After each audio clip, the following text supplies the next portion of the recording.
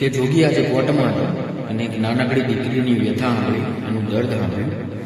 એટલે એની ઉપર કંઈક બે શબ્દો છે, મજા આવે તો થોડું સાંભળી નાખવાનું. કે કહેવાય છે કે ટૂંકા વસ્ત્રોને લીધે ઇજ્જત લૂંટાય છે, તો સાહેબ શા માટે મૂર્ખા પાછળ પણ ડર અનુભવાય છે? ન્યાય મંદિરમાં આજે પાછો અન્યાય થાય છે. વિપક્ષની દલીલથી સજાયેલા ઘાવ આજે ફરી તાજા થાય છે. વિપક્ષ જ્યારે હદ વટાવે ત્યારે ફરી એ કિંમતની જૂઠમાં અંકાય છે.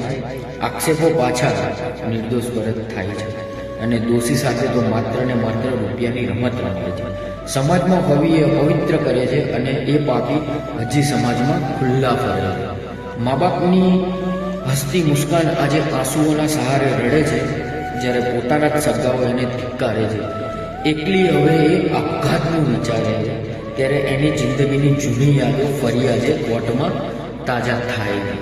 એક નાનકડી પરીથી યુવાન સ્ત્રીની સફર ઘડીકમાં થઈ જાય છે અને છેવટે માસૂમ દીકરી, માસૂમ ફૂલ આખરી શ્વાસમાં રોકાઈ જાય છે. એટલે છેલ્લે એટલું જ કહીશ કે બંદૂકના લાયસન્સ માટે આવેદન આપો અને કારણમાં લખો કે